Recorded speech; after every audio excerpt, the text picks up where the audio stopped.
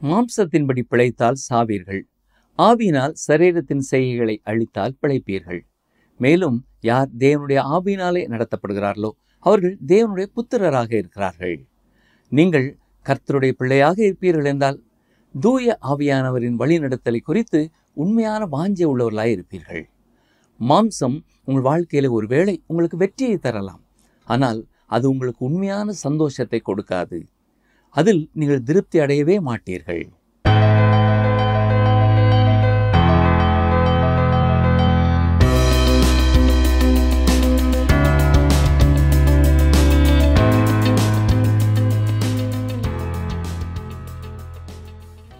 கர்த்தருடைய வசனங்களுக்காக ஆவலோடு காத்திருக்கும் அன்பர்களை இயேசு கிறிஸ்துவின் இன்ப நாமத்தினாலே வாழ்த்துகிறோம். நாம் கடந்த நிகழ்ச்சியிலே கலாத்தியர் 3ஆம் அதிகாரம் 26ஆம் வசனம் முதல் 4ஆம் அதிகாரம் 3ஆம் வசனங்கள் வரை கற்றுக்கொண்டோம். அந்த பாடத்திலே ஆபிரகாம் விசுவாசத்தினாலே நீதிமான் ஆக்கப்பட்டான், நாமும் விசுவாசத்தினாலேயே ரட்சிக்கப்பட்டு இருக்கிறோம் என்றும் கற்றுக்கொண்டோம். மேலும் நீங்கள் கிறிஸ்துவுக்குள் இருப்பீர்கள் என்றால் நாம் எல்லாரும் ஆபிரகாமின் சந்ததியாய் இருக்கிறோம் என்றும் கற்றுக்கொண்டோம். இன்று நாம் கலாத்தியர் 4ஆம் அதிகாரம் 4ஆம் வசனம் முதல் 11ஆம் வசனங்கள் வரை கற்றுக்கொள்ள இருக்கிறோம். இந்த பாடத்திலே நீங்கள் இயேசு கிறிஸ்துவை குறித்து அறிந்து கொள்ள வேண்டும் என்றால் என்ன செய்ய வேண்டும்? யார் யார் தேவனுடைய புத்திரராய் இருக்கிறார்கள்? உங்கள் வாழ்க்கையிலே வெற்றியை தருவது எது? விவரமாக அறிந்து கொள்ள தொடர்ந்து எங்களுடன் இணைந்திருங்கள். பிரியமான வேத ஆராய்ச்சி நேயர்களே, இன்று நாம் கலாத்தியர் 4ஆம் அதிகாரம் 4ஆம் வசனம் முதல் 11ஆம் வசனம் வரைக்கும் சிந்திக்கப் போகிறோம். 4வது அதிகாரம் 1வது வசனத்திலே சுதந்திரவாளியானவன் எல்லாவற்றிற்கும் எஜமானனாயிருந்தும் சிறுபிள்ளையாயிருக்கிற காலத்திலே அவனுக்கும் அடிமையானவனுக்கும் வித்தியாசம் இல்லை என்று கூறினார். தகப்பன் குறிக்கும் காலம் வரை அவன் ஒரு அடிமையைப் போல கீழ்ப்பட்டிருக்கிறான். அதுபோலத்தான் நாமும் சிறு பிள்ளைகளாயிருந்த காலத்திலே இந்த உலகத்தின் வழிமுறைகளுக்கு அடிமைகளாக இருந்தோம் என்று கூறுகிறார். அதாவது இஸ்ரேல் தேசமானது சிறு பிராயத்திலே நியாயப்பிரமாணத்திற்கு கீழானதாய் இருந்தது.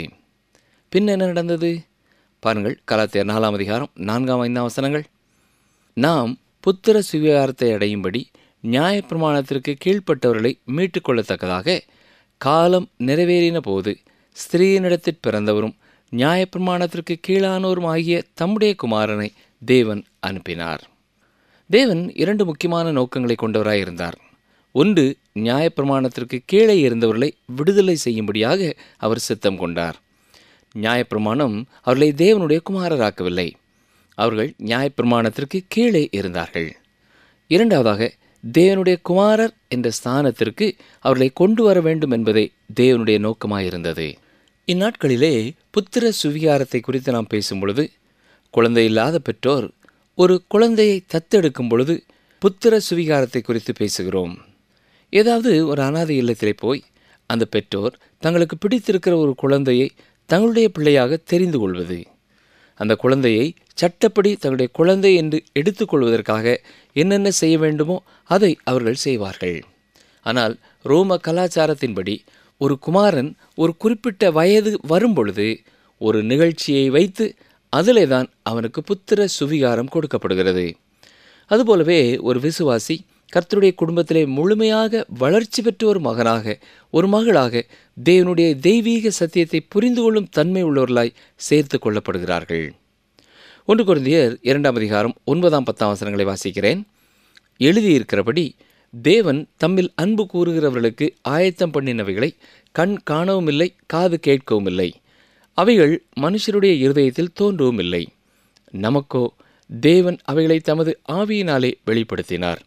அந்த ஆவியானவர் எல்லாவற்றையும் தேவனுடைய ஆழங்களையும் ஆராய்ந்திருக்கிறார். இதன் பொருள் என்னவென்றால், கர்த்தருடைய வார்த்தைகளை பரிசுத்த ஆவியானவர் மட்டுமே நமக்கு விளக்கி காட்ட முடியும். அறிவு பெருத்த ஒரு மனிதன் தனது அறிவு பெருக்கத்தோடு கர்த்தருடைய வார்த்தையை அணுக முடியும். சரித்திரத்தை அவன் கற்றுக்கொள்ளலாம், தொல்பொருள் ஆராய்ச்சி தொடர்பான காரியங்களை அறிந்து கொள்ளலாம், வேதாமம் எழுதப்பட்ட மொழியை கூட அவன் கற்றுக்கொள்ளலாம், கிரேக்க எபிரேய மொழியை திறம்பட அவன் கற்றுக்கொள்ளலாம். என்றாலும் வேதவசனம் சொல்லும் சத்தியத்தின் கருத்தை அவன் தவற விட்டுவிட வாய்ப்பு இருக்கிறது. ஏனென்றால் பரிசுத்த ஆவியானவரே சத்தியத்தை கற்றுக் கொடுப்பவர். ஏசாயா தீர்க்கதரிசியின் புத்தகம் 64 அதிகாரம் 4 வசனத்திலே, தேவனே, உமக்கு காத்திருக்கிறவர்களுக்கு நீர் செய்பவைகளை நீரே அல்லாமல் உலக தோற்றம் முதற்கொண்டு ஒருவனும் கேட்டதில்லை, செவியால் உணரவும் இல்லை, அவைகளை கண்டதுமில்லை என்று வாசிக்கிறோம். நீங்கள் இயேசு கிறிஸ்துவை குறித்து அறிந்து கொள்ள வேண்டுமென்றால் பரிசுத்த ஆவியானவர் மட்டுமே அவரை குறித்து உங்களுக்கு கற்றுக் கொடுக்க முடியும். பரிசுத்த ஆவியானவரே உங்களுக்கு இயேசுவை குறித்து வெளிப்படுத்த முடியும். ஒரு முதிர்ச்சி பெற்ற கிறிஸ்தவனும் எத்தனையோ ஆண்டுகள் வேதத்தை கற்றவனுமாயிருக்கிற ஒருவனும் கர்த்தருடைய வார்த்தையை கற்றுக்கொள்வதிலே புதிதாக பிறந்த குழந்தையாகவே இருக்கிறான். ஏனென்றால் பரிசுத்த ஆவியானவரே ஒவ்வொரு காரியத்தையும் அவனுக்கும் கற்றுக் கொடுக்க வேண்டியது இருக்கிறது. இளம் ஊழியர்கள் புதிய ஒரு ஆலயத்திலே பணியை ஆரம்பிக்கும் பொழுது, செய்தி நேரத்திலே வயதிலே பெரியவர்களை பார்க்கும் பொழுது சற்று நடுக்கம் கொள்வார்கள். ஏனென்றால் இத்தனை ஆண்டுகளாக அவர்கள் கிறிஸ்தவர்களாக இருக்கிறார்கள், வேதத்தை மிக நன்றாக படித்திருப்பார்கள் என்பதனாலே சற்று நடுக்கம் கொள்வார்கள். ஆனால் மிக நன்றாக படித்திருப்பார்கள் என்று நினைத்து கொண்டு இவர்கள் நடுக்கம் கொள்வார்கள். ஆனால் நாட்கள் செல்ல செல்லத்தான், அவர்களோடு பழகும் பொழுதுதான், வயது மிக அதிகமாக இருப்பதனாலே ஒருவர் வேதத்தை முழுவதும் கற்றிருக்கிறார்கள் என்று எண்ணுவது தவறு என்பதை புரிந்து கொள்கிறார்கள். நிகழ்ச்சி கேட்டுக்கொண்டிருக்கிற எனக்கு அருமையான சகோதரனை சகோதரியே, நீங்கள் ஒரு புதிய விசுவாசியாயிருப்பீர்கள் என்றால், எனக்கு கற்றுக் கொடுக்கிற அதே பரிசுத்த ஆவியானவர் தான் உங்களுக்கும் கற்றுக் கொடுக்க முடியும் என்பதை கூறிக்கொள்ள விரும்புகிறேன். நீங்கள் ஒரு கர்த்தருடைய பிள்ளையாய் முழு வளர்ச்சி பெற்ற ஒரு மகனின் நிலையிலே அவர் உங்களை ஏற்றுக்கொண்டிருக்கிறார். அவ்வாறு நீங்கள் புத்திர சுவிகாரம் பெற்றிருக்கிறீர்கள். இதைப்போல அற்புதமான எந்த ஒரு காரியமும் இல்லை. இந்த சத்தியம் அநேக இளம் விசுவாசிகளுக்கு ஒரு உறுதியையும் ஒரு நம்பிக்கையையும் அளிக்கும் சத்தியமாயிருக்கிறது.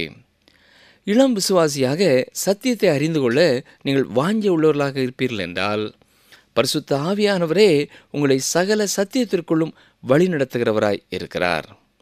பரிசுத்த ஆவியானவர் உங்கள் ஆசிரியராக இருக்க நீங்கள் விரும்புவீர்கள் என்றால் மட்டுமே அவர் அதை செய்வார். நியாயப்பிரமாணம் நமக்கு கொடுக்க முடியாத மூன்றாவது ஒரு காரியம், தேவனுடைய குமாரர்களாக நமக்கு கிடைக்கும் அனுபவம். கலாத்தியர் 4 அதிகாரம் 6 வசனம், மேலும் நீங்கள் புத்திரராய் இருக்கிறபடியினால் அப்பா பிதாவே என்று கூப்பிடத்தக்க தேவன் தமது குமாரனுடைய ஆவியை உங்கள் இருதயங்களில் அனுப்பினார். நீங்கள் புத்திரராய் இருக்கிறபடியினால் என்பது மிக உறுதியான ஒரு வாக்கியம். ரோமர் 8 அதிகாரம் 16 வசனத்திலே பவுல் சொல்லும் பொழுது, நாம் தேவனுடைய பிள்ளைகளாக இருக்கிறோம் என்று ஆவியானவர் தாமே நம்முடைய ஆவியுடனே கூட சாட்சியிடுகிறார். மேலும் அதே 8 அதிகாரம் 11 முதல் 14 வசனம் வரை வாசிக்கிறேன். அன்றியும் இயேசுவை மரித்தோரிலிருந்து எழுப்பினவருடைய ஆவி உங்களில் வாசமாயிருந்தால், கிறிஸ்துவை மரித்தோரிலிருந்து எழுப்பினவர் உங்களில் வாசமாயிருக்கிற தம்முடைய ஆவியினாலே சாவுக்கேதுவான உங்கள் சரீரங்களையும் உயிர்ப்பிப்பார். ஆகையால் சகோதரரே, மாம்சத்தின்படி பிழைப்பதற்கு நாம் மாம்சத்துக்கு கடனாளிகள் அல்ல. மாம்சத்தின்படி பிழைத்தால் சாவீர்கள், ஆவியினாலே சரீரத்தின் செய்கைகளை அழித்தால் பிழைப்பீர்கள். மேலும் எவர்கள் தேவனுடைய ஆவியினாலே நடத்தப்படுகிறார்களோ அவர்கள் தேவனுடைய புத்திரராயிருக்கிறார்கள். நீங்கள் கர்த்தருடைய பிள்ளையாக இருப்பீர்கள் என்றால், தூய ஆவியானவர் உங்களை வழிநடத்துவதை குறித்து நீங்கள் வாஞ்சை உள்ளவர்களாயிருப்பீர்கள். மாம்சம் உங்கள் வாழ்க்கையிலே ஒருவேளை வெற்றியை தரலாம், ஆனால் அது உங்களுக்கு சந்தோஷத்தை உண்டு பண்ணாது. அதிலே நீங்கள் திருப்தி அடைய மாட்டீர்கள். ஏன் தெரியுமா? கவனிங்கள், வாசிக்கிறேன். ரோமர் 8 அதிகாரம் 15-16 வசனங்கள். அந்தபடி திரும்பவும் பயப்படுகிறதற்கு நீங்கள் அடிமைத்தனத்தின் ஆவியை பெறாமல் அப்பா பிதாவே என்று கூப்பிட பண்ணுகிற புத்திர சுவிகாரத்தின் ஆவியை பெற்றீர்கள். நாம் தேவனுடைய பிள்ளைகளாய் இருக்கிறோம் என்று ஆவியானவர் தாமே நம்முடைய ஆவியுடனே கூட சாட்சி கொடுக்கிறார். ரோமர் நிருபத்தின் இந்த பகுதி கலாத்தியர் நிருபத்திலே நாம் கற்றுவரும் சத்தியங்களுக்கு மிக இணையான சத்தியமாய் இருக்கிறது. இந்த முழு பகுதியையும் நாம் அறிந்து கொள்ள வேண்டும். அப்பா என்கிற வார்த்தை ஆங்கில மொழிபெயர்ப்பிலே கூட மை டேடி என்று மொழிபெயர்க்கப்படவில்லை. அப்பா என்ற வார்த்தையே பயன்படுத்தப்பட்டிருக்கிறது. ஏனென்றால் அது அத்தனை நெருக்கமான ஒரு உறவை குறிக்கும் வார்த்தையாயிருக்கிறது. தேவன் அற்புதமான ஒரு பரம தகப்பனாய் நமக்கு இருந்தாலும், நம்முடைய சொந்த தகப்பனை நாம் கூப்பிடுவதைப் போல அவரை கூப்பிடுவதை குறித்து நாம் கவனமாயிருக்க வேண்டும். கலாத்தியர் 4:7 ஆகையால் இனி நீ அடிமையாயிராமல் புத்திரனாயிருக்கிறாய். நீ புத்திரனேயானால் கிறிஸ்து மூலமாய் தேவனுடைய சுதந்திரனாயும் இருக்கிறாய். நாம் தேவனுடைய குமாரர் எனும் அனுபவத்தை பெற்றுக்கொள்ள தூய ஆவியானவரே துணை செய்கிறார். எனவேதான் நாம் அவரை அப்பா பிதாவே என்று அழைக்க முடிகிறது. காரணம், பரிசுத்த ஆவியானவர் நம்முடைய ஆவியுடனே கூட சாட்சியிடுகிறார். மிகவும் பரிசுத்தமான ஒரு நிலைமைக்கு செல்லும் பொழுதுதான் தேவனுடைய குமாரர் எனும் அனுபவத்தை நாம் பெற்றுக்கொள்ளலாம் என்று சிலர் கூறலாம். நீங்களே பரிசுத்தமானால்தான் என்று அவர்கள் கூறுகிற காரியம் என்னவென்றால், நீங்கள் அப்படிப்பட்ட ஒரு உயர்வான நிலைமையை அடைய முடியவில்லை என்றால் தேவனுடைய புத்திரர்கள் என்ற அனுபவத்தை நீங்கள் பெற்றுக்கொள்ள முடியாது என்று சொல்வார்கள். ஆனால் எனக்கு பிரியமான சகோதரனை சகோதரியே, வேதம் அவ்வாறு போதிக்கவில்லை. நீங்கள் ஒரு புதிய விசுவாசியாக இருந்தாலும் சரி, ஒரு பலவீனமான விசுவாசியாக இருந்தாலும் சரி, நீங்கள் உயர்வான ஒரு நிலைமையை உங்கள் முயற்சியினாலே நீங்கள் அடையாமலேயே கர்த்தருடைய பிள்ளைகள் என்னும் அனுபவத்திற்குள்ளே கடந்து வர முடியும்.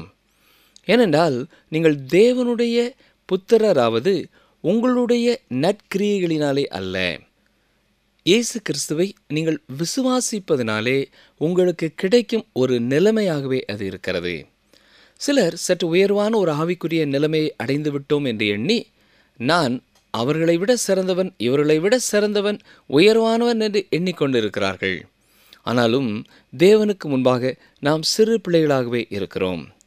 இன்னமும் நம்முடைய வாழ்க்கையிலே அறியாமையையும் அடம்பிடித்தலையும் கொண்டவர்களாய் இருக்கிறோம். பாவம் உள்ளவர்களாயும் பயம் உள்ளவர்களாயும் பலவீனம் உள்ளவர்களாயுமே இருக்கிறோம். நாம் மிக அற்புதமானவர்களாக ஒருபொழுதும் ஆகவில்லை. இயேசு கிறிஸ்து அற்புதமானவராயிருக்கிறார். அவரை நாம் விசுவாசிப்பதனாலே அவருடைய பிள்ளைகள் என்னும் அனுபவத்திற்குள்ளே வருகிறோம். இன்னும் அநேகர் இப்படிப்பட்ட அனுபவத்திற்குள்ளே கடந்து வர வேண்டியவர்களாக இருக்கிறார்கள். பிரியமானவர்களே, உங்களுக்கும் எனக்கும் இருக்கிற பழைய சுபாவமானது ஒரு செத்த பூனையைப் போல இருக்கிறது. நாம் செய்ய வேண்டியதெல்லாம் துணிந்து அதன் வாலை பிடித்து எவ்வளவு தூரமாக தூக்கி எறிய முடியுமோ அவ்வளவு தூரமாக தூக்கி எறிய வேண்டும் என்று சிலர் சொல்லுவார்கள். ஆனால் அந்த பூனையை நாம் நிரந்தரமாக தூக்கி எறிய முடியாது என்பதை அவர்கள் கூறுகிறதில்லை. அது மீண்டும் மீண்டும் நம் ஒவ்வொருவருடைய வாழ்க்கையிலையும் வந்து ஒட்டி கொள்கிறதா இருக்கிறது. தேவனுக்கு முன்பாக நாம் ஒருபொழுதும் பூரணமான பரிசுத்தவான்களாக முடியாது. அவருடைய பிள்ளைகள் என்னும் அனுபவத்தை இயேசு கிறிஸ்து மேலே வைக்கிற விசுவாசத்தினாலே நாம் பெற்றுக்கொள்ள முடியும்.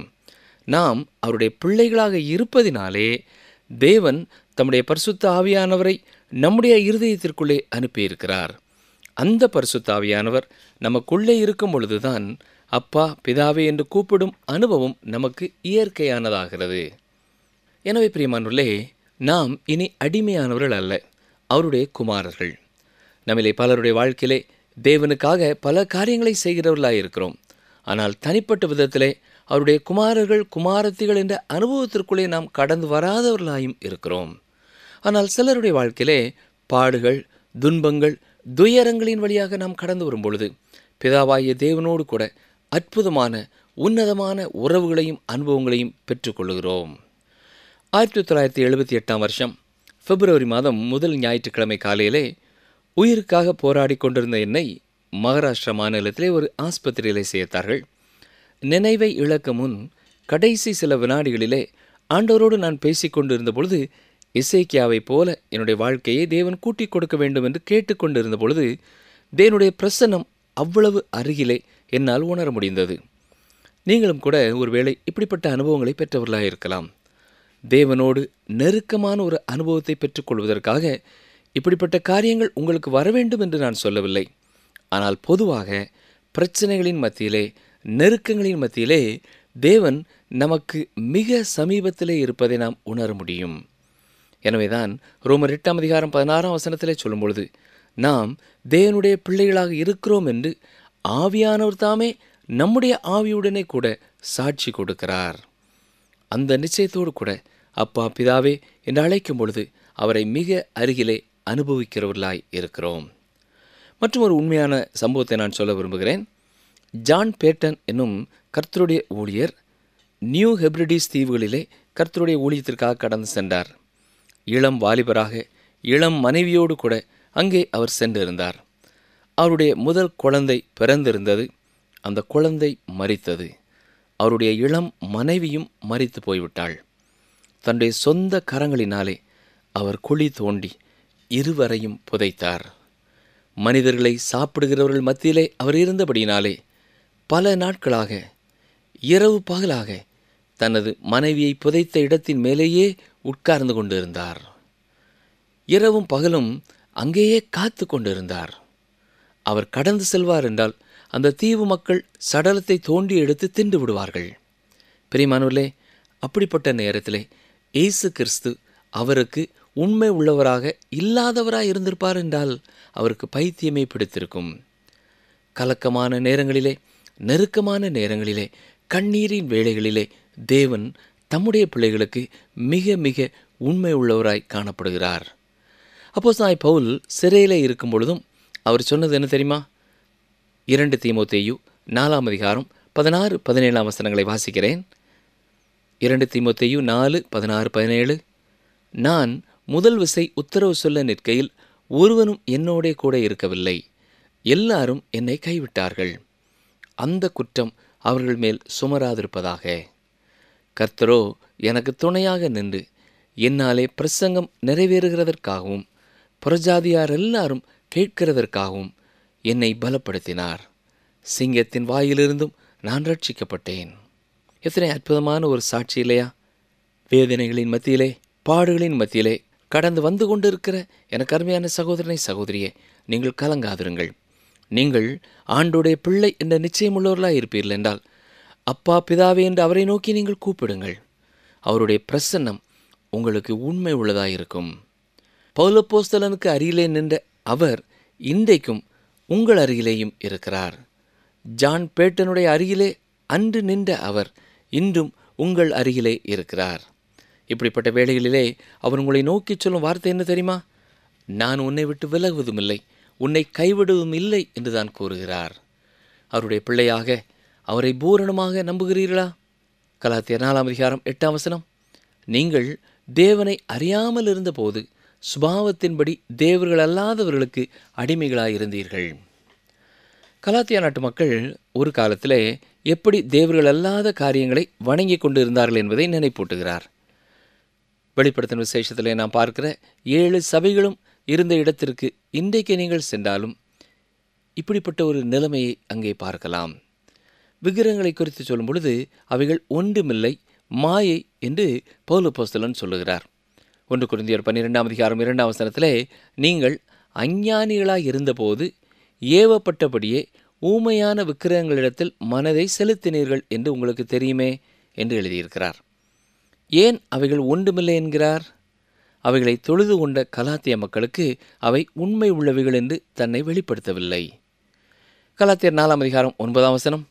இப்பொழுதோ நீங்கள் தேவனை அறிந்திருக்க அல்லது தேவனாலே அறியப்பட்டிருக்க பலனற்றதும் வெறுமையானதுமான அவ்வழிபாடுகளுக்கு நீங்கள் மறுபடியும் திரும்பி மறுபடியும் அவைகளுக்கு அடிமைப்படும்படி விரும்புகிறதுபடி.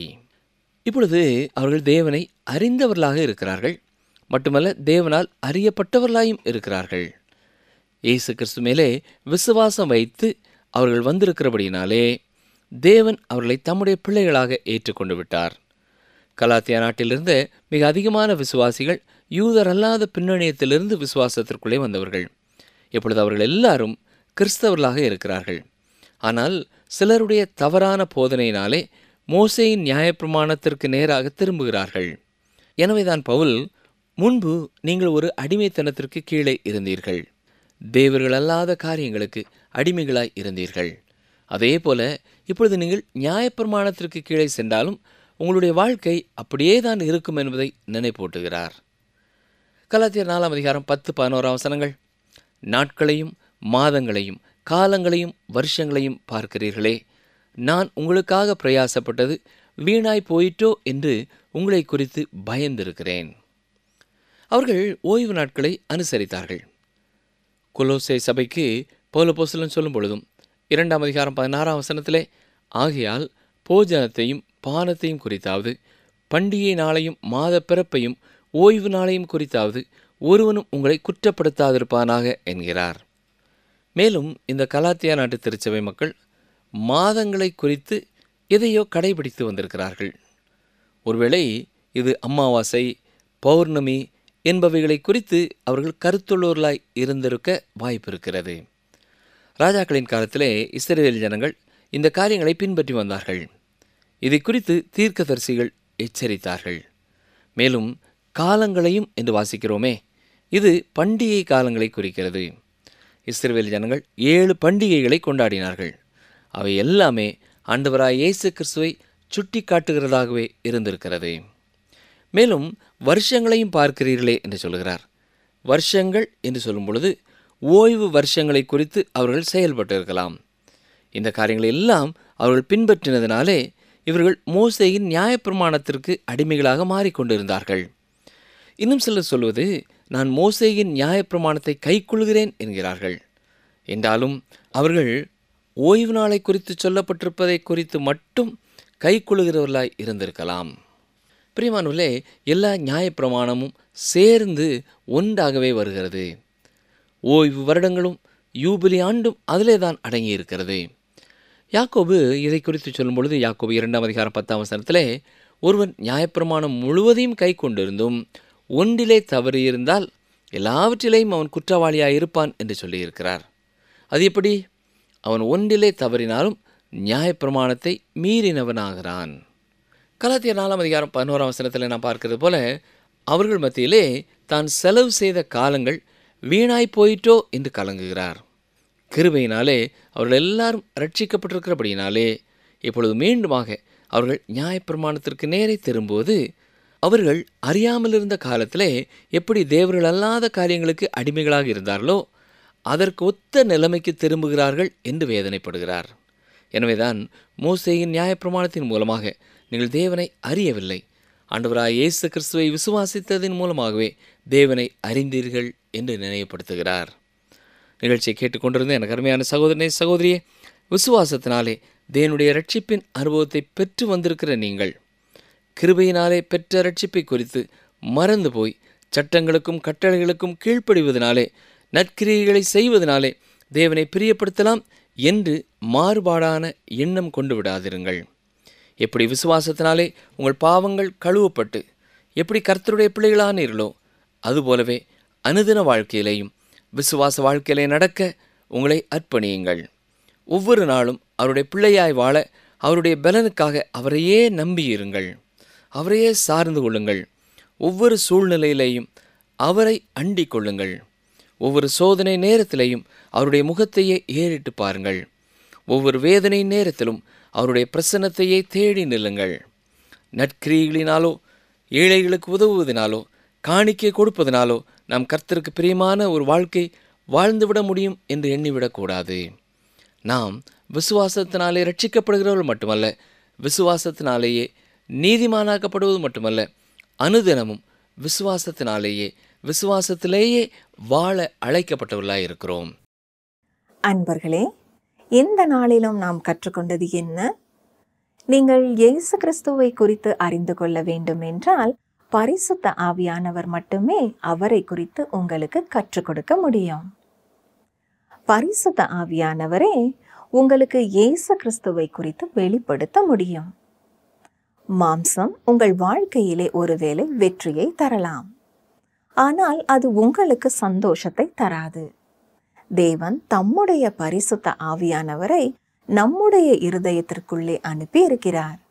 அந்த பரிசுத்த ஆவியானவர் நமக்குள்ளே இருக்கும்போதுதான் அப்பா பிதாவே என்று கூப்பிடும் அனுபவம் நமக்கு இயற்கையானதாகிறது. மீண்டும் அடுத்த நிகழ்ச்சியிலே சந்திப்போம். கர்த்தர் உங்களை ஆசீர்வதிப்பாராக. கர்த்தர் எல்லா இருதயங்களையும் ஆராய்ந்து நினைவுகளின் தோற்றங்களையெல்லாம் அறிகிறார்.